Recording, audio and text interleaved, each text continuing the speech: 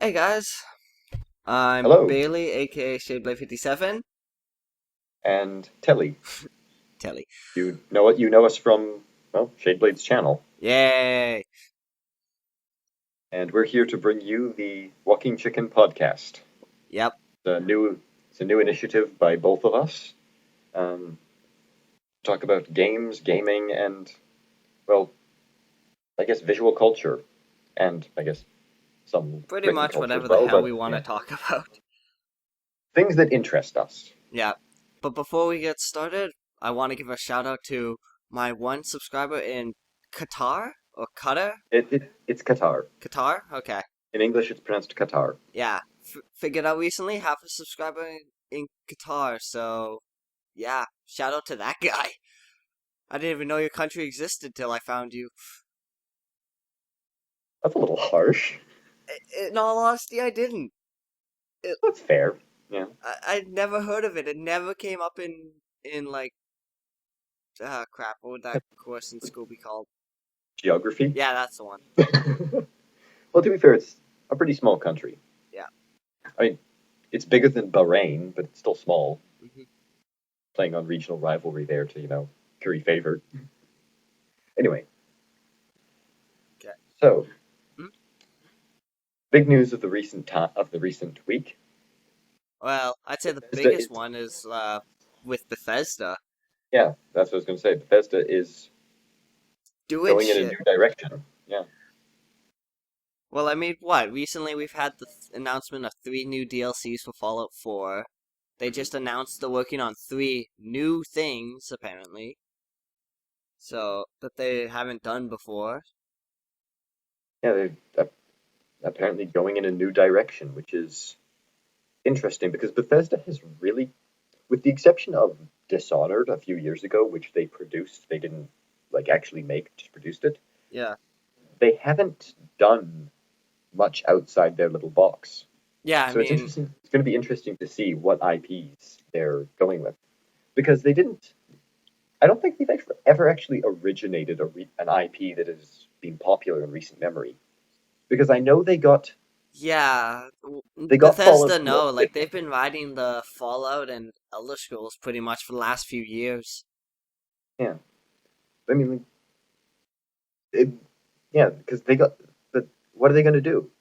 They got Fallout from Obsidian, and I think they got Elder Scrolls from somewhere else, but I'd have to look that up. So they don't have much experience in creating new IP. Yeah. Either way, it'll be interesting to see what they come up with. I mean, I'm Certainly, excited certainly. for the Fallout 4 stuff, mainly because I play that a lot. Yeah, well, Fallout 4 was a solid game, Oh yeah, which I have not had the pleasure of playing it all. So I look forward to eventually being yeah. able to do that at some point. Well, you had a unique theory with the 3 new announcements thing. With Oh them yeah, remaking the original Elder Scrolls games, so Fallout games. yeah. Well, that seems like like the most not say the most possible, the most possible, but it would be the most interesting outcome Yeah. because And a remake is something they've never done before. Like I don't think it honestly think it'll be a new like Elder Scrolls 6 cuz yeah, they've done Elder Scrolls games before, but they haven't done a remake before. yeah. And not only a remake, I'm thinking back to stuff like Elder Scrolls High Rock, like the really, Oh yeah. really old-looking isometric um, Elder Scrolls games, where they could definitely use a graphical reboot, and they could make the story a little more contained and essentially edit it all down so it's Better than more you polished. find the pieces of the magical MacGuffin staff. Isn't that what every fantasy game is? It's at its very heart. Find the pieces of the magical MacGuffin. Pretty much in any case. Yeah, There's at least one point in like every fantasy game where you just have to find pieces of something and it's like, yeah, and that's gonna help you save the world. yeah. Because I mean, if you think about what they said, Not Fallout. Bethesda said they were going in a different direction. They didn't say they were going to create new IPs. They said they were going to try things they haven't done. Yeah. So Which could be new IP, could be... I like your theory of the remake because it would make sense. yeah, it's something in their wheelhouse. Yeah. It's something they're Um, used to, something they know they can do and do well. But in the end, we'll have to wait and see. I do yeah, want a remake, though. If they remake all the original Elder Scrolls, at least the first one, I'm gonna go play it. yeah. Well, uh, the the first one was actually they're probably not going to remake that because it was like really not that great. Mm-hmm. But I just pulled up a list of some of the stuff that they've done before, and yeah, they don't really originate new IPs. Like that is that is the other thing they could be doing. Yeah. They don't really originate new IPs. Um, the last time they did that was like in the late '80s, really, Mm-hmm. because they used to be.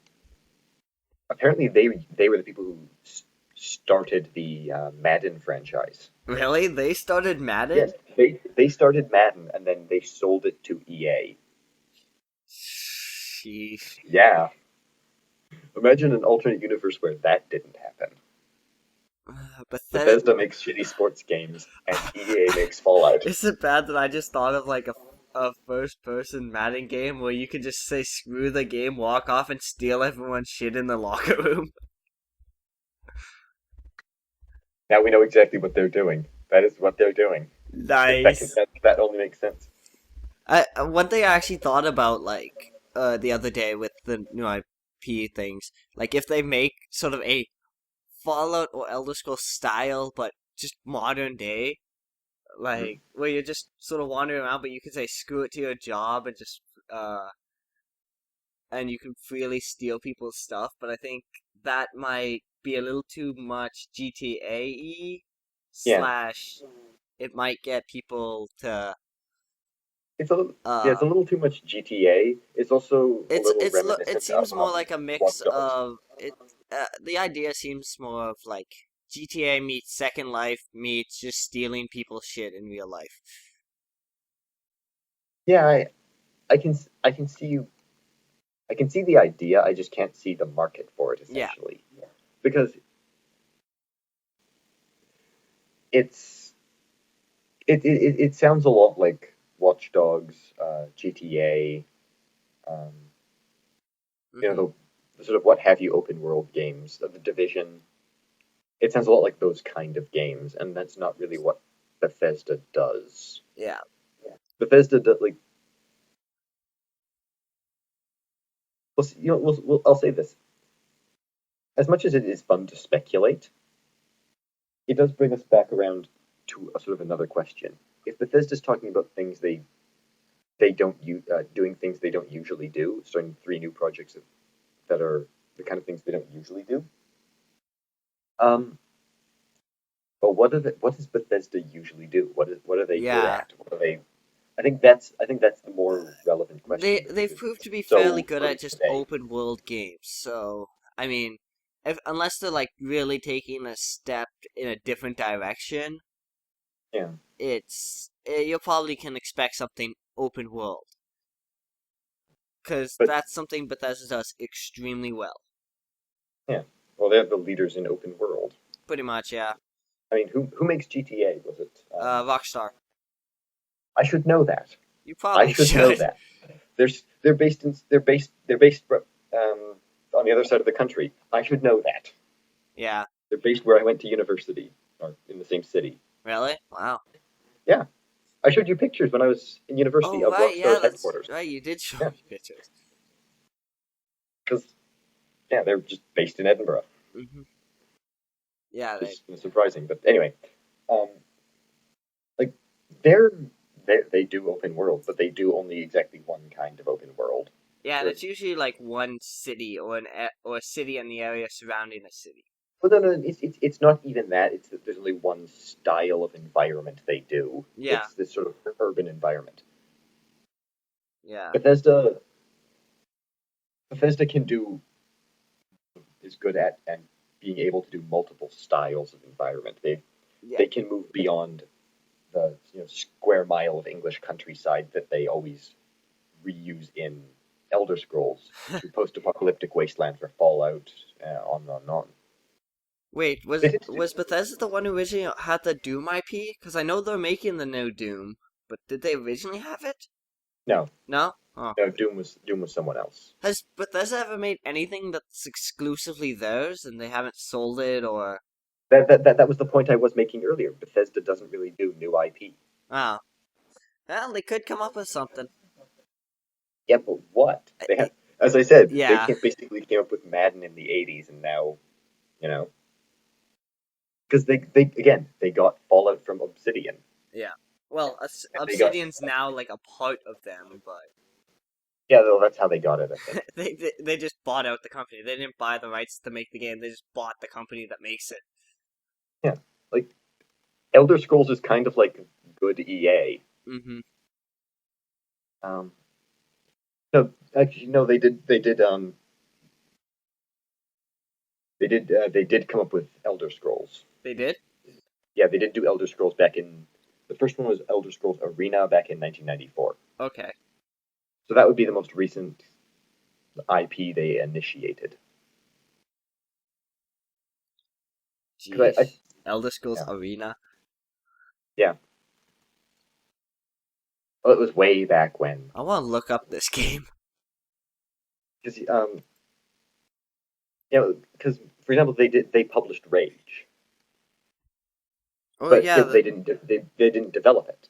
They publish um, Fallout games. They didn't develop it. They published Dishonored. They didn't develop it. So what exactly are they going to do? yeah. They tend to be more of a publisher instead of a Yeah, stuff. And I'm looking at images of Elder Scrolls Arena right now, and holy crap, that's old. yeah. Now you see why I said that it would be interesting to do a remaster of Yeah, the old Elder Scrolls games. yeah. They'd essentially have to do it from the ground up. Like they can loosely take the story, but I mean, they're essentially gonna have to remake the entire thing. Yeah, now you see why I said it would be interesting to see them do that. Like go back, revisit, remake some of their old games. Yeah, it would be cool though. Yeah, because come on, those blocky graphics in 3D. Oh, Yeah, this is even before they had. I think before they had all the what is the word? Before they had all the traditional like Elder Scrolls trappings of yeah, the various types of elf and the various types of. yeah. The I think there's even all like the races like the dark elves, high elves, wood elves, I think Imperials, Nords, crap, what are the others?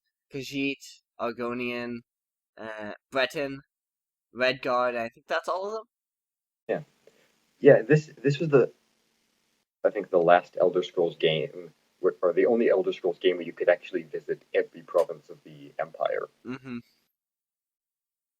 because they had every province of the Empire um, Well, inside. I've been saying for a long time, like, I want an Elder Scrolls game that uses the entire map of Tamriel, but it's like, like, with the scale for Well, they each can, yeah, one, they like keep Skyrim the same size as in the game, but that's gonna be a huge game.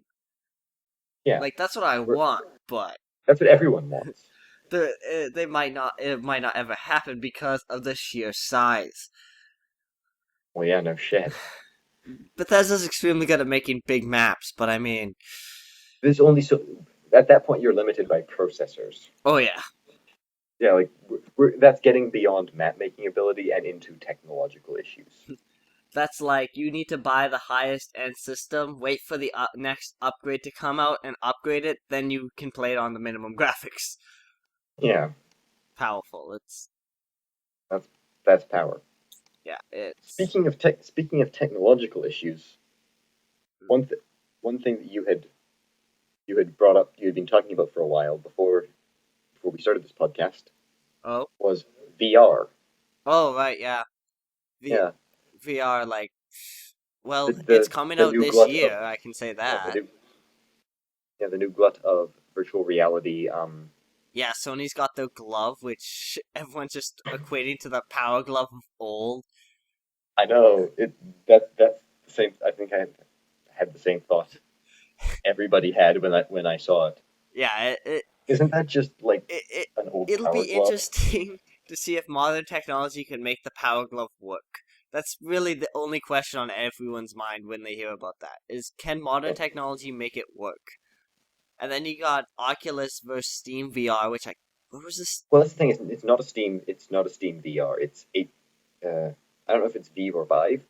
It's by I H. think it's It's by. the Sony It's by had the H. Vive, so I think it's the VO. No. Uh, it's by HTC. The Steam one you're thinking of is by HTC. They're doing it in conjunction with Valve. It's not Okay. Steam related. They're using Valve for some of the software integration, but the hardware is all HTC, and it's going to be marketed as an HTC product. Yeah. Well, look at the price Which for the two of them. I mean, the Oculus is like what 800, and the HTC thing is like 600. And really, the specs to you run mean it, you the need a pretty decent system but literally the only difference in the specs to run it is the Oculus wants 8 gigs of RAM versus the HTC wants 4 gigs of RAM. and yeah, there we're getting into the I think well But then the you, context essentially the context is that people are we're starting to get to the point where people are saying that this is going to be the year of VR.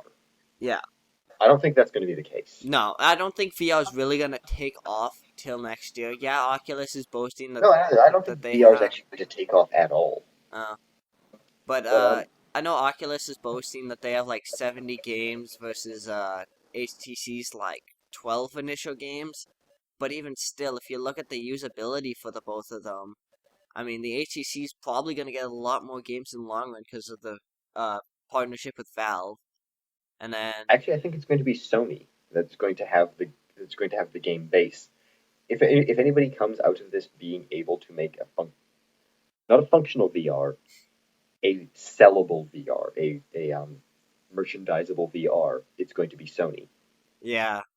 That being said, I don't think it's going to work out for them because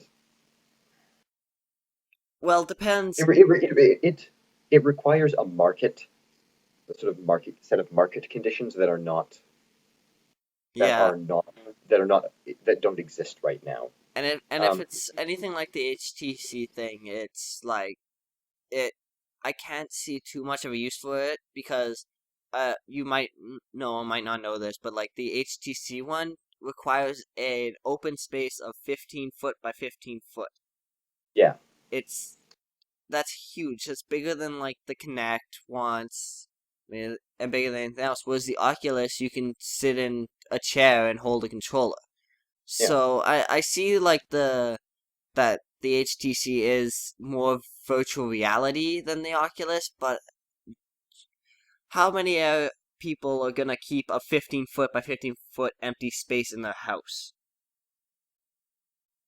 Yeah, or and apartment or like that's part of depending the issue. on where you live That room, like that automatically limits the market. well, the problem is that's not even the only issue with the market. It's the market is essentially, and while I was doing research for this because I haven't been keeping up with VR developments, um, I'm less of a first-person gamer than Hmm. Jadeblade over there, but um, essentially there's you can play almost any sort of game on a console. You can play almost any sort of game on a PC. Yeah, Can't really play any sort of game on a VR. no, it And essentially that's where has to be first person view. not yeah, essentially. But that's where the issue comes in because you're not competing for the market. You're not competing for the video game market. You're competing for a slice of the video game market. Yeah, And on top of that, there are a great number of first-person games where this kind of technology wouldn't really work that well. Oh yeah, like Go on. I personally, well, back to Bethesda, I don't think an Elder Scrolls game would work VR. Yeah, no. Maybe a Fallout, but not an Elder Scrolls. Yeah, because they've got a certain aesthetic. Yeah. So, and I can't see Bethesda on top of it. If you on top of it, I got this point from actually watching a an interesting video by fellows called Extra Credit. Okay. They do game content on YouTube. They're brilliant about it. The point they made is that you can't simultaneously optimize a game for VR and non-VR. Yeah. So if you optimize for VR, you're inherently limiting your market. Mhm. If you don't optimize for VR, you're also inherently limiting your market because if you don't optimize for VR, games don't work that well on them. Yeah. You need. I was reading an article discussing the sort of physical technical limitations of VR, that you need to have a certain visual fidelity and a visual frame rate Yeah. to simply avoid motion sickness. That doesn't Well, that work was like the in a big thing that with doesn't work in the a dev kits non-VR of the environment. Oculus was like people were getting them and just getting sick from them. Yeah. Cause, well, you try to use It, them and you end up getting yourself motion sick because you're seeing something, but you're not. You know you're not in that environment. It just screws up your yeah. brain. It's there's a massive amount of physical trickery that goes on in the eye Hmm. that makes a video work. That makes simply a series of moving images blur together to become a picture. Yeah. It's a lot harder. It's a lot harder to do that in a virtual reality style environment. Yeah. It's It's sort of like uncanny valley for the nerves. It gets so realistic that your nerves can't handle it and your brain goes all haywire. yeah, which is why I agree that it probably won't end up taking off the way companies want.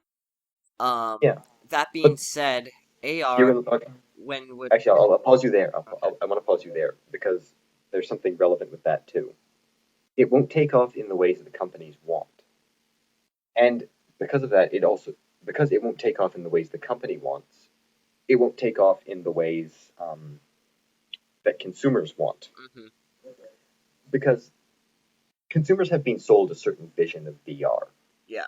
And I want to quote an Ars Technica headline: "People will fall for it like a drug," says game devs on the future of VR. And then they go on to say, where is it? The hype around VR has been building to a relentless, deafening pitch for years. Now, granted, that's one article, but it sort of brilliantly sums up the way VR is being sold.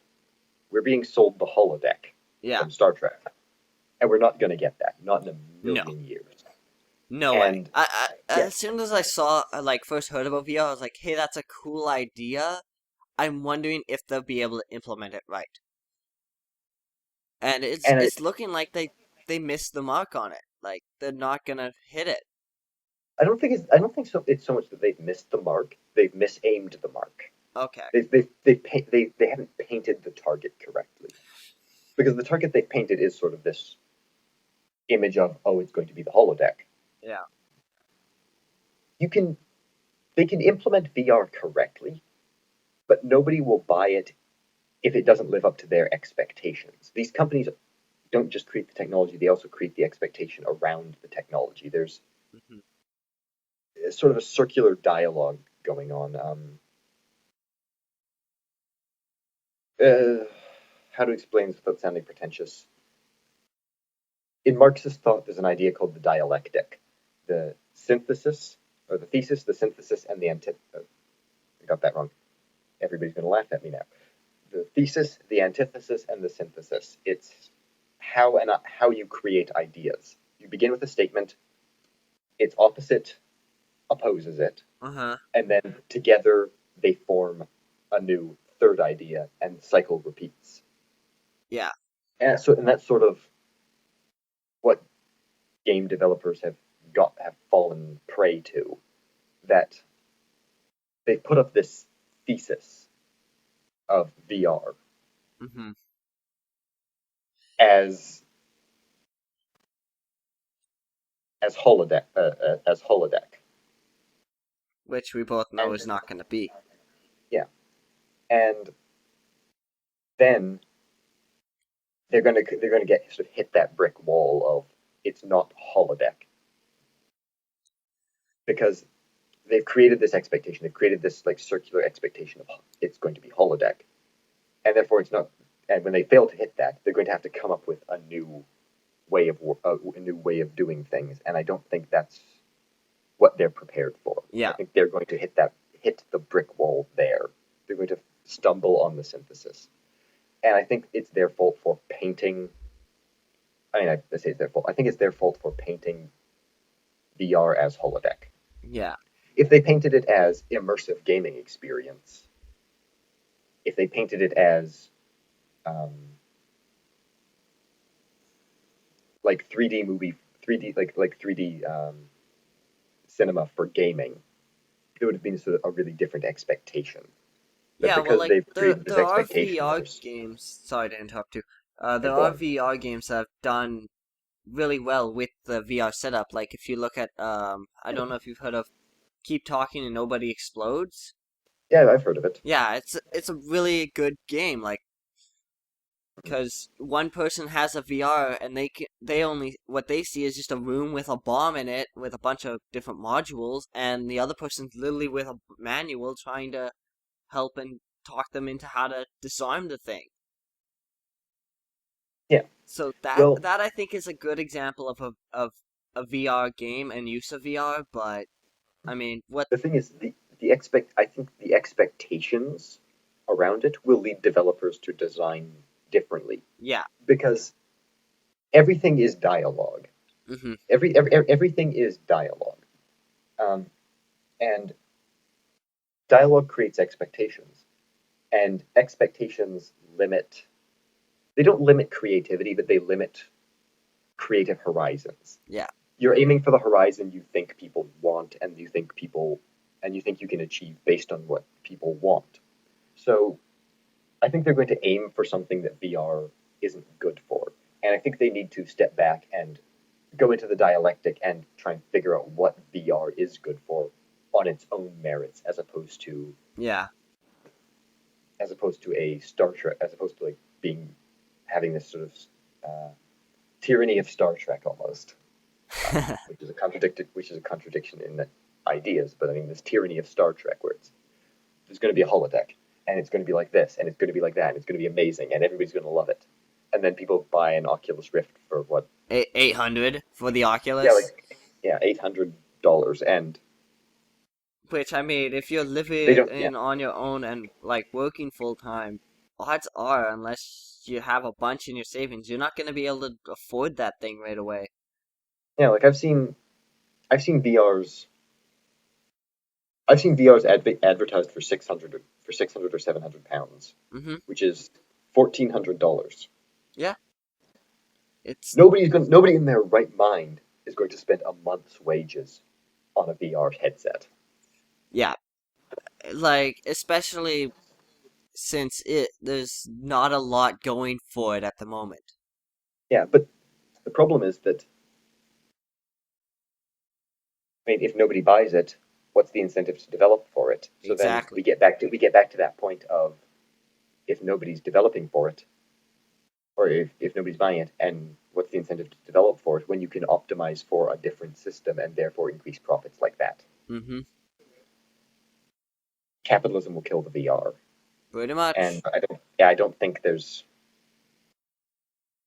I don't think that there's anything wrong with that really. Yeah. It's an VR. interesting technology. Yeah. It's an interesting technology that didn't pan out. Yeah. It's a good idea, but that's in the end what it ends up just being was an idea. Yeah, It didn't work well in practice. maybe later on they can, like years from now, they can actually do a full-on like holodeck, but like what they were boasting. But not now. It's too early. Yeah, they're not going to deliver in the economics, or they're not going to deliver on the vision, and the economics don't support it. Hmm. Uh, So, I mean, as much as we'd like it to happen, I think a lot of this debate about, I think we have to be very careful about the debate about VR because a lot of it is, as we said, relatively overblown. hmm. And personally, with the Oculus, because it's being developed now by Facebook, it's like it Oh yeah, it will no. auto have like Facebook into it. Like, how are you gonna use social media from a VR perspective? That Actually, never made sense to me. actually, that right there kills it for me. I'm never going to buy an Oculus Rift Yeah, because that's sort of what killed it I for me cannot too, stand. because you have to use Facebook with it. It's like, why? Yeah, well, I can't stand Facebook's predatory anti-consumer business practices. Hmm. Like it's That being said, for Facebook is the liberal democratic Gestapo. yeah, Like Facebook is the Gestapo of the 21st century, and that killed it for me. well then there's the other side of the coin right now is AR augmented reality with like the Microsoft HoloLens. See, that's where the interesting developments are coming in. Yeah, because that looks genuinely interesting to me. Yeah, Other than well, it's sort augmented. of big and bulky right now, but I'm pretty sure they're gonna make it a little smaller. But in the end, what do you expect? Well, I've got two words. I've got two words in response. Google Glass. Oh God, I that mean, yeah. that looks so dumb. Well, no, that's an example of how the technology can, like, the technology exists to make it to make small AR systems. Hmm. But I even mean, Google Glass didn't even come close to sort of the things uh HoloLens at least showing on the website can be done with it.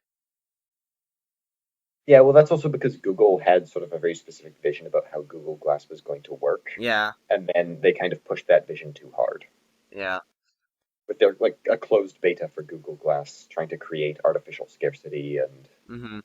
eventually people lost interest because That and Google Glass if sort you of can't buy became a like Google this Glass, big why hipster would you care? thing. Yeah. Those glass holes. Oh, I love that name. glass holes. Yeah. But in the end, I'm genuinely interested in the HoloLens because it seems neat. Like, it seems like you can look at an empty wall and a bunch of apps pop up and you can go from there while still being able to look and do stuff in real life. Mhm. Yeah. Uh, The only plus thing is, at augmented. this Plus, point, I wouldn't get a dev kit because they're still huge and bulky and yeah. On top of it, to a certain extent, augmented reality also kind of gels with our vision as a society of the future. mm-hmm. Like, have you ever seen the TV show The Expanse? No, I haven't. Well, there's a massive amount of alternate reality, or not alternate reality, augmented reality stuff in that program, Mm-hmm. and it's very easy to like it's a believable augmented reality, Okay. and even then that's sort of at the limits of what of our depictions of augmented reality, and it still makes sense. Mm-hmm. It's what the technology we have can achieve the effects we believe it should, and that's when developing for entertainment. For entertainment purposes, I think that's one of the key things that needs to be thought about, whether or not the technology we have cannot just achieve it's cannot just achieve promise on its own terms, but whether or not it can achieve the vision that people have for it. Yeah. And I mean, I can't see HoloLens as like a gaming system. Like maybe some like No, phone games, but well, yeah, like not a but I think the full-on potential. gaming platform. Yeah, I think the potential is there for something. It's not a gaming platform, but there's a potential there for something more interesting. Yeah. It it could definitely change the way we view the world and Oh yeah, uh all the usual sci-fi platitudes. yeah. Anyway, also interesting, also an interesting rumor coming out of the Battlefield 5 Oh yeah. development that it might be set during the First World War. Um, I'd like to hear Shadeblade's thoughts on that first. I want a Vimy Ridge battle. I don't think it'll work. Mainly Yeah, because you expect, I've played Battlefield 3 and stuff like that. You expect it to be very fast-paced, action-oriented combat. World War One, if you've ever read any books on World War One or anything, like I've barely touched on World War One. World War Two is more my thing. I'll admit that, yeah, but it's a lot. Trench warfare is a lot slower combat-wise than what people are expecting. yeah. Well, That being said, I that's the still key. want a Vimy Ridge fight. Oh yeah, no, the Vimy Ridge, or the Fourth Battle of Arras for our non-Canadian viewers, Yeah. is would be really cool. In fact, I think it's actually one of the few battles that you could do as Mm-hmm. a Battlefield style game. Actually, the most I'll explain what I think you can do, and then I'll explain why I think the rest of World War One doesn't work. I think the most interesting thing they could do would be to set it on the Eastern Front, where Russia is fighting Germany and Austria, and then ultimately Russia is fighting Russia in the Russian Civil War. Okay. Because those are battles of maneuver. They're sort told the Battle of I think it's called the Masurian Lakes, for example. It's Mm-hmm. the soldiers are moving around. They're not pinned down and stuck like they are on the Western Front. Yeah. There's there's flexibility in, and you can portray movement. I think that's the key to first person shooters. Yeah, it's. I mean, some people argue that like they can do a World War One game because Battlefield started off with World War Two, but there's a huge difference between Yeah, one and two. yeah. Here's the Like, issue with who's ever saying that World War is One. does not know history at all. Yes, it's not even that they do not know history; they don't understand Hmm. how and why a first person shooter works the way it does. Yeah. Because I want to go into some World War II and World War One comparative military history for a moment. Okay. Spoilers, I have a postgrad in history, so this is going to get kind of Yeah, involved. he's kind of gonna take over this topic. Yeah, all right. So we kind of have to redefine some terms first: Hmm. strategic and tactical. Okay. No single first person shooter in recent memory, except for Rise, Son of Rome, has actually featured tactical gameplay. Yeah, not really. Because, I mean, you no, can. no, no, no, because refers to a specific tactical refers to a specific level of warfare. It is the small unit warfare. Almost by definition, you cannot have tactical warfare as a single player, and that's Yeah. where it falls down.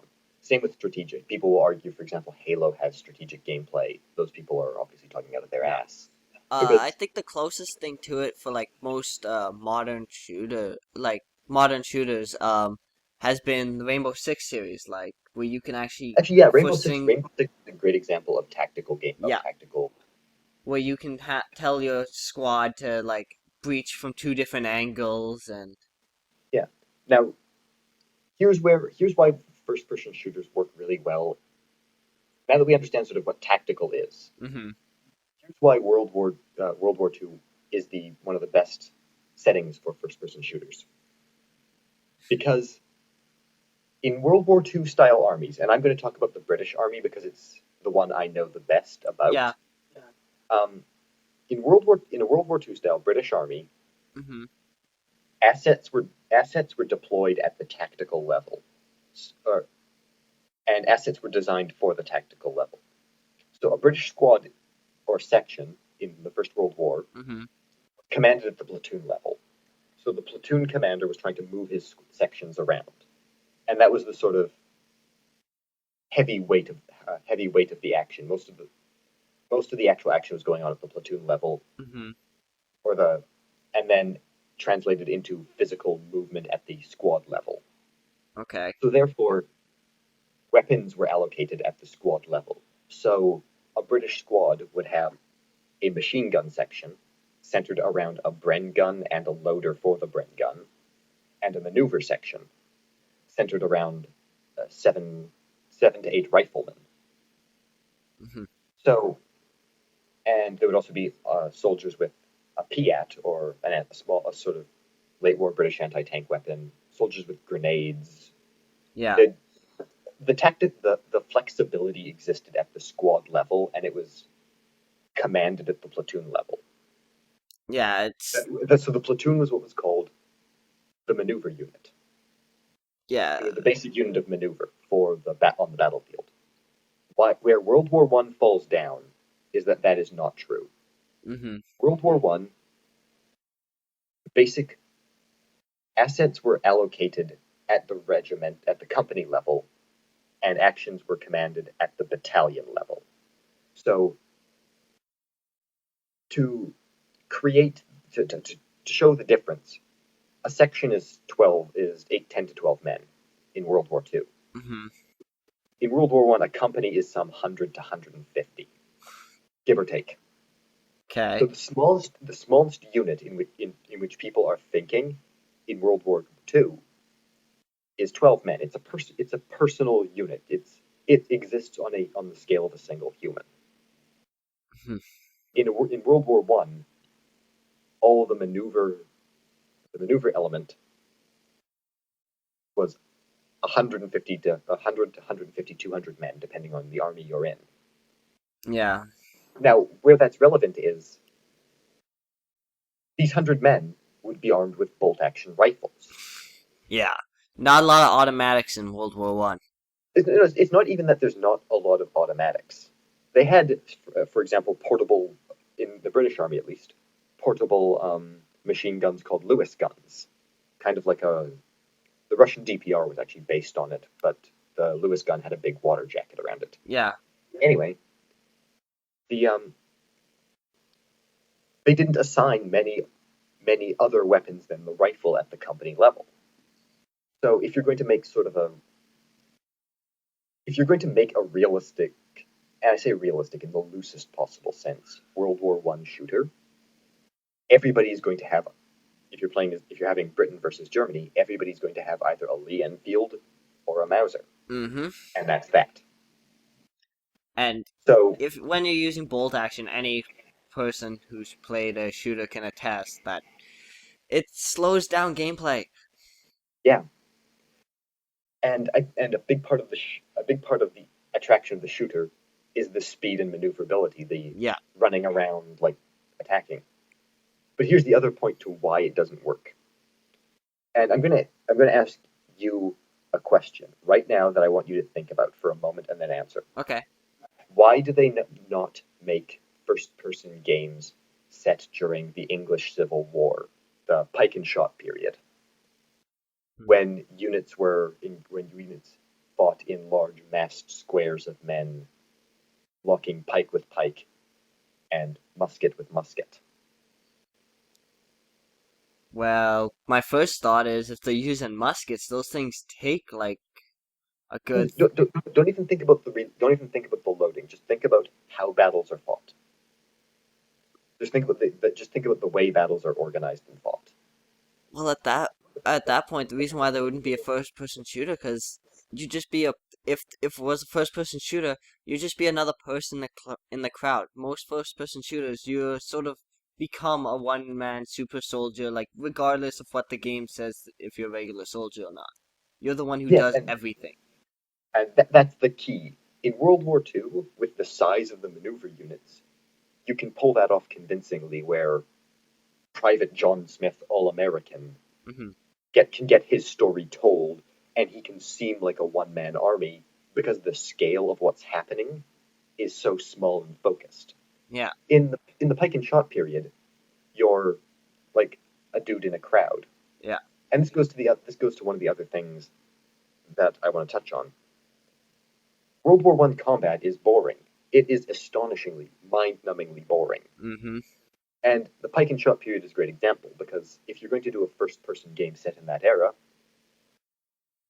if you run around, you're going to die. Yeah. If you run around as if you pick up your pike and you run toward the enemy, you're going to die. There's a reason So it's called No Man's Land.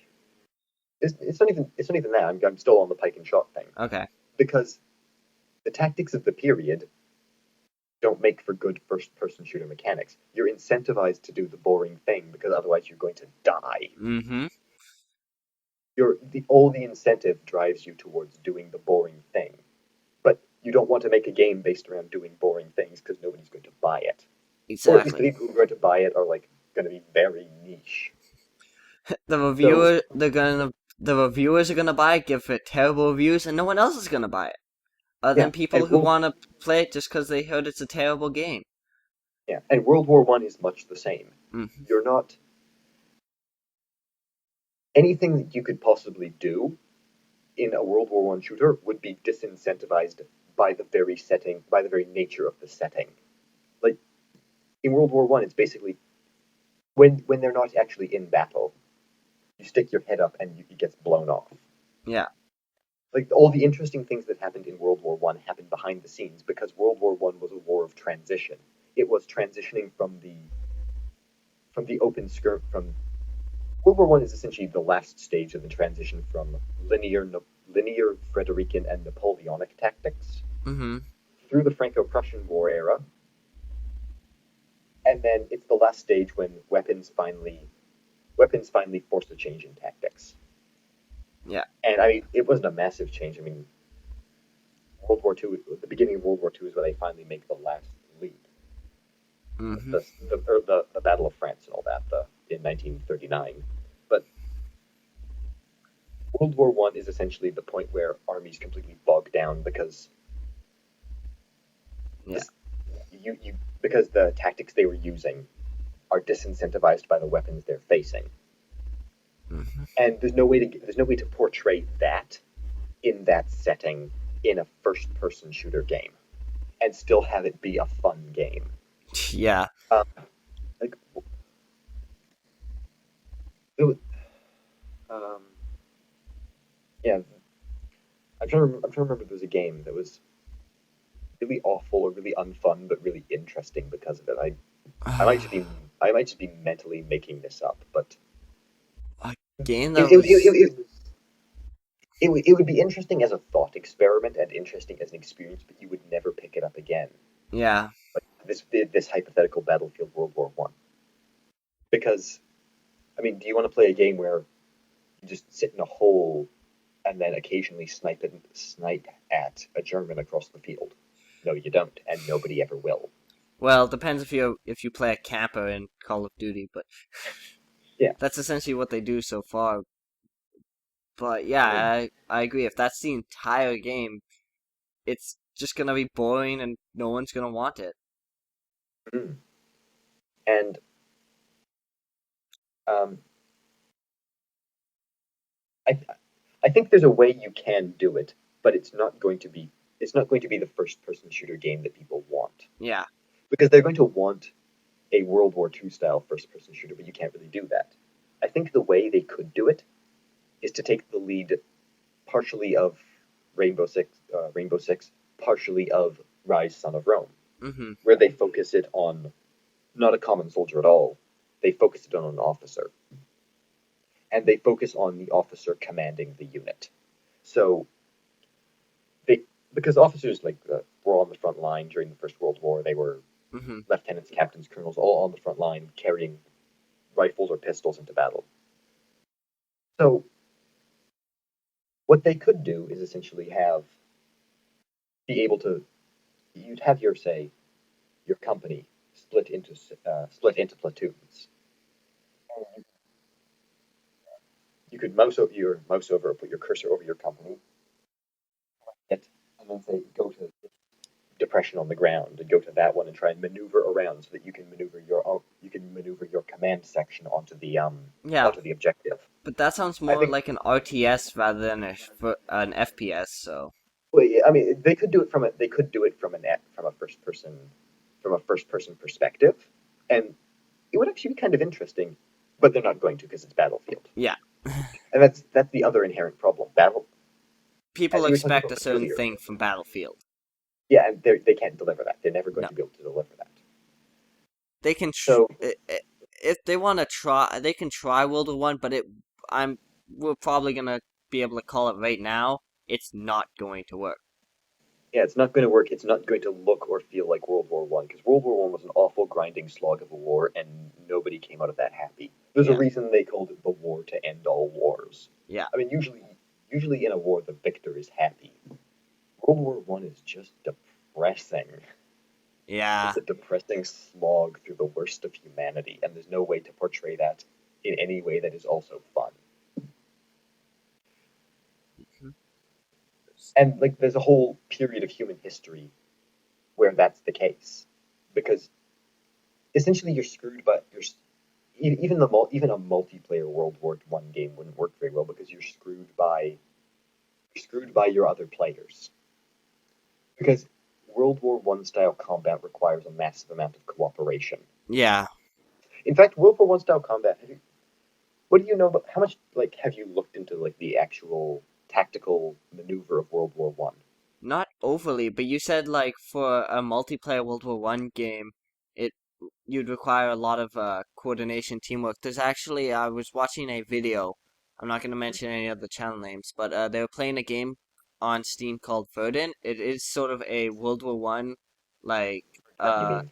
multiplayer first Yeah. person shooter, and it's like it's this group of like four guys, and they're all talking via I think Skype, Mhm. and they're just working together using stuff, and they end up like just dominating because they're working as a team rather than everyone just running around randomly. Yeah, but the thing is, actually today, interestingly enough, today is the anniversary of the 10th day of the Battle of Verdun. Okay. Yeah, so it's relatively topical. Yay, Uh, topical. I was I was I was watching French news, the new French news coverage of the ceremonies and all that, Mm-hmm. and I've seen that game before, but the problem is it's exactly the thing I'm talking about. It's implemented like a World War II shooter. Yeah.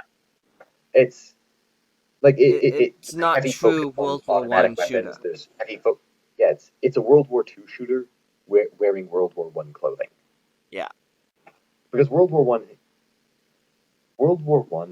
um, was the last generals' war almost. It was the last war where generals moved troops like chess pieces. Yeah.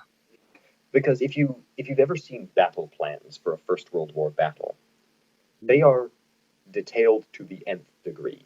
Really? They actually, yeah, they come with objectives and they come with a map, and they'll show your company on the map, and it will tell you how far to advance, and then you will have to stop. Because if you advance further, you advance into the artillery cover that is allowing you to move up. Then you will wait. You will sit down and you will wait.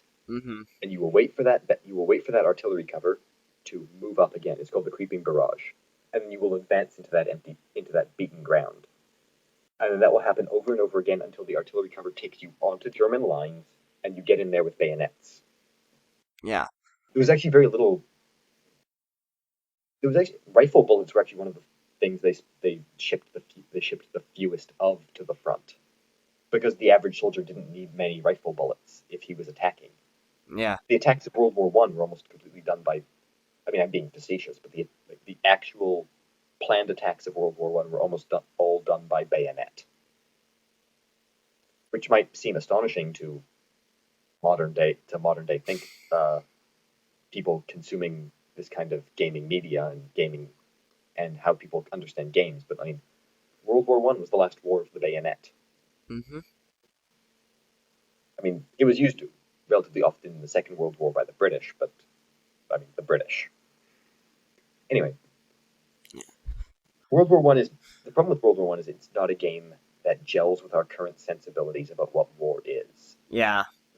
I think we need to sit down and if we make a World War One game, it's going to be an art game rather than a battlefield style game. Mm-hmm. Yeah, probably something like an RTS. Yeah, not even necessarily an RTS. I think the best World War One game has already been made. It's called Valiant Hearts. It's a puzzle game set in I've the heard First World about War. that. Yeah. Yeah, it's amazing. It's beautiful, glorious, gorgeous, and it captures what World War One is about: a grinding slog that ruins the best of humanity. Yeah, that's sort of what I've heard from reviews. Like, from reviews has been it's an extremely dark game. Like, it's a game where you play it and you feel bad about playing it. No, I wouldn't say the emotional experience I've seen people who've played it is bad. It's just kind of depressing. Yeah, I think puzzle I think puzzle games are actually the best way to portray World War One because they're about you either succeed first time or you bash your head against that puzzle over and over and over again until you succeed, and that's almost the perfect metaphor for what that war was about. yeah. Like essentially iterating through failure until you finally achieve some sort of success. I think it gives you the right feel for the conflict. Hmm. And occasionally you have a country that does the impossible. Mm-hmm. Vimy Rich. Yeah, Vimy Ridge. Hey, the Or Canadians kicked ass. They did what both the British and French attempting twice could not do, and the Canadians just walked up and did it in the first shot. yeah, it was a pretty solid battle. Oh yeah. My favorite is still the Battle of the Marne, France's glorious moment. The 44 years of humiliation washed away in a single day. Hmm.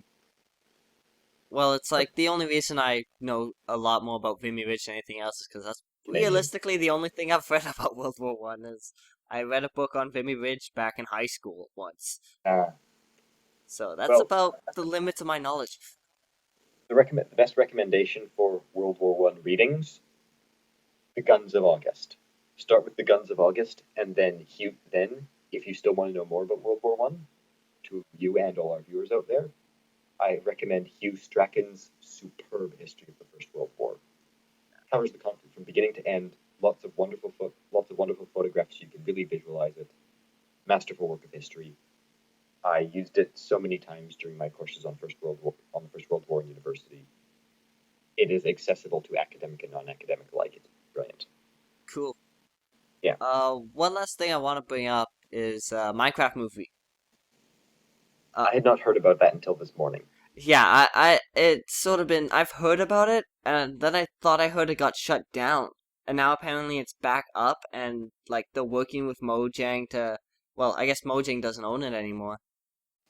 No, Mojang owns it. Mojang is Oh, just owned by Microsoft. oh yeah, but yeah, they're working with them to make sure it's, like, it fits their bill, but, like, how, it's sort of like with Telltale's Minecraft story mode, it's, how, Minecraft is a game where you essentially bring whatever's in your mind to life.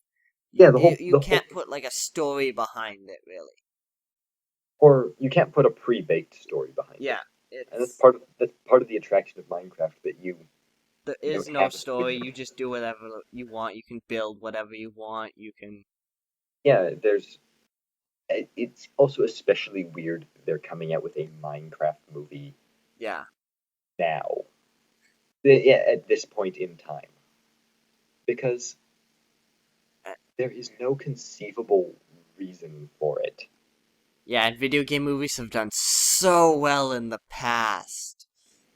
Speaking of video game movies, when was the last time you played or thought about Minecraft? Ah, probably like a year ago. Like I know there's still a lot of Minecraft out there, but I mean, you play it. You can only play it for like so much before it's like, well, I used up everything in my mind and Yeah, burning it down. yeah, it's kind of like Lego. Yeah, Lego's brilliant, but like I eventually, like everyone eventually comes back to you run it and out of plays a little yeah. more stuff, but it's like you don't sit down and play it for months and upon months upon months. Well, I mean, after you first had it, like once you've had it for a while, Yeah, you don't sit down and play it for months upon months upon months. It's that's not why mods are a thing, just to keep the game yeah, fairly interesting. but yeah, it's not exactly the sort of game where it's not even a public consciousness thing anymore. I Yeah, don't understand why. Maybe they're trying to cash in. Maybe they're trying to, God only knows. Like, I'm not even going to attempt to get into Microsoft's business direction, the mindset behind Microsoft's business direction. yeah, But you know, yeah, why? Like, no one cares. yeah. I mean, and that's another thing. Video game movies, they've never been overly good. Like I saw the new Hitman that just came out like fairly recently, Yeah, and it wasn't bad, but I mean, it's still like you're taking. sort of a generic action movie. Yeah, it's a generic action movie that you just made the main person the guy from Hitman. It's Agent Yeah, that's 47. yeah, It that's actually the worry about how the new Dungeons and Dragons movie is going to be. It's going to be just. Have you ever seen the previous Dungeons and Dragons movies? no. I've heard of them Oh but man, if you want to see Jeremy Irons embarrass himself, if you want to see Jeremy Irons embarrass himself, there's a Dungeons and Dragons I think from the '90s that's just right there. wow. Yeah, personally, a Dungeons and Dragons movie, I just imagine some really bad CGI. Like that's the first thing that pops in my head is bad CGI. Yeah, kind of. It kind of speaks as somebody who enjoys Dungeons and Dragons very, very much. It does speak to the aesthetic of the experience. Hmm. Bad CGI, because let's be honest, everybody's thoughts are rendered in bad CGI, right? Oh yeah. But I mean, if you're actually playing D&D, you some random stuff can happen. Like Yeah, I was me going back to me watching stuff on YouTube. Recently, watching a video where a dude was talking to some friends about a game of Dungeons and Dragons they were playing, and uh, like one of the regular enemies killed the final boss just exactly. because of the way the rolls went. And that's why I think why video game movies don't. I know I'm treading briefly into massive into like well trodden territory. Yeah, Why they don't work because they're not interactive, and yeah. you have this sort of expectation of interactivity, or at least stories informed by the interactivity. Mhm. I think that's where the Minecraft movie is going to fall down as well. Yeah. It's going to be informed by do it the DIY free um, It also free and open ended experience of Minecraft, and it's not going to live up to that. yeah, it also doesn't work from the other way around too. Like a lot of video games based on movies are just terrible because you're trying to make a story that's not interactive, Yeah, and it ends up being so linear and bland that it's like yeah, but I think if we bring it around and focus specifically on Minecraft for a moment, okay, it's because Minecraft is this free thing, like, yeah, and this free and accessible thing. I think that's why like Minecraft story mode isn't that interesting either. I mean, partly it's because it's developed by Telltale, and Telltale kind of sucks. they have I the mean, I fan know, base, but yeah, yeah, they have their fan base, and their fan base can like whatever they want. yeah, I think that's like, I think that's weird, and that they don't know they don't know what's good for them. mhm, And yeah, I feel comfortable insulting the Telltale fan base because Telltale's games do not present well. It's just like it's what is it called? It's like those choose your own adventure books from when you were a kid. oh god, Come on, that's what it is. That's what Telltale games are. They're a choose your own adventure book in video game form. well, They're like they're essentially the Western version of a yeah, Japanese visual novel. yeah, you essentially think you're making choices, but they'll always end the same.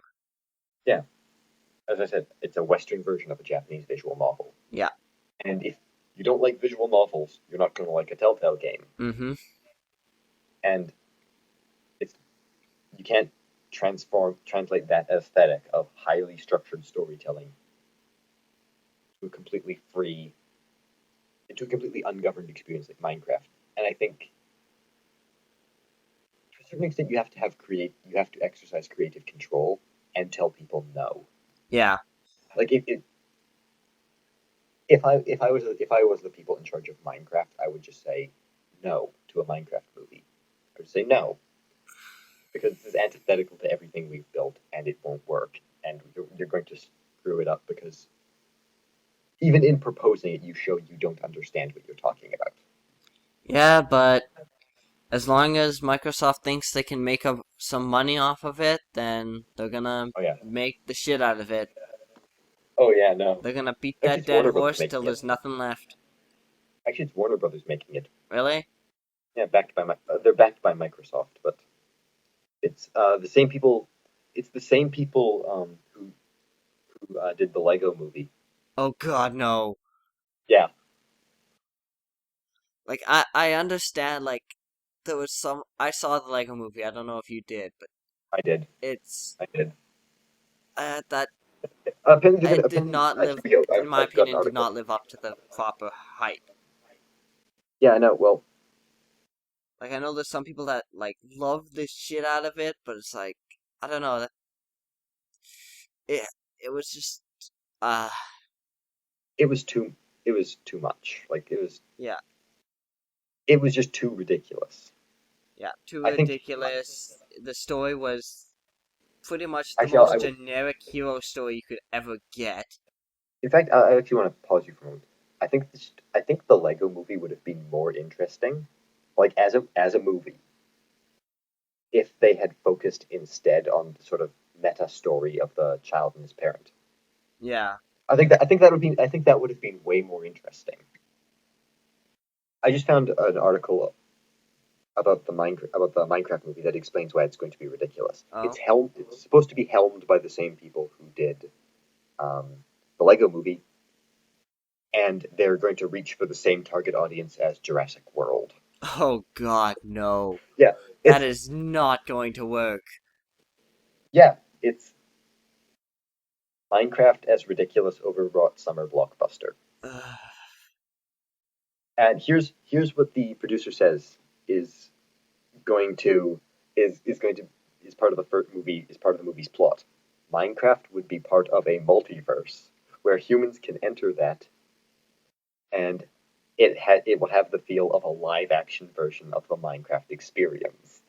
Uh, um, um, uh, yeah, no. Minecraft as a multiverse that people can just enter. Yeah, Uh, and you're gonna make it a movie, so there's gonna be no interactivity. Yeah, I don't even have to, like, try to go. I can't even find the words to try to explain how that will not work. the idiocy is self-explanatory. It, it's like Donald Trump's foreign policy, contradictory to the nth degree. Yeah. It's like If incoherent. anyone's ever gonna start the next World War, it's gonna be Trump. We should best not go into that because I've got some Yeah, visceral yeah, yeah. opinions about I know. Trump. Let's just drop that part of the subject right there. Hot, hot potato tossed out window. Exactly. Yeah, but yeah, there's no conceivable way this is going to turn out well. But I think like I can now see why they brought the Lego guy in because that he's definitely pulling from that same sort of narrative Mm-hmm. narrative that same sort of narrative thrust as the Lego movie. At the same time, he either needs to refine his idea or like not aim for a Jurassic World style summer Yeah. blockbuster because If he's aiming for Jurassic World, it's not gonna pan out. yeah, If he's aimed instead for something like the Lego movie was, there's gonna be a market of people who will go watch it. Personally, I probably won't, but there's gonna be well, a that's group because of people who will watch it. that's because like you know Minecraft, you know the backstory. Mm-hmm. You're I guess industry aware. Yeah. Yeah. Oh, and apparently the movie is also going to contain insight into future updates for Minecraft. Oh no. Yeah, I know, it's already going down the toilet. If you So want, just if you want continue an talking. idea of future updates for Minecraft, look at the list of mods still available. Because that's all the updates have been recently. It's just they've made mods part of the regular game, Yeah. Well, like certain mod mods. looks good, So we'll put you that can in. That mod look looks at the good, we'll list put of that mods and pick some, and some might be in it, some might not. in. Yeah. It's gonna be, but here's the thing. No matter what we say, they're gonna make it, people are Yep. gonna buy it, and it's gonna be stupid. Yeah. Because that's how the world works. Yep. And I think with that, we can definitely say that the chicken has walked away. Oh yeah. Good, everybody. See ya. You have listened to the Walking Chicken podcast.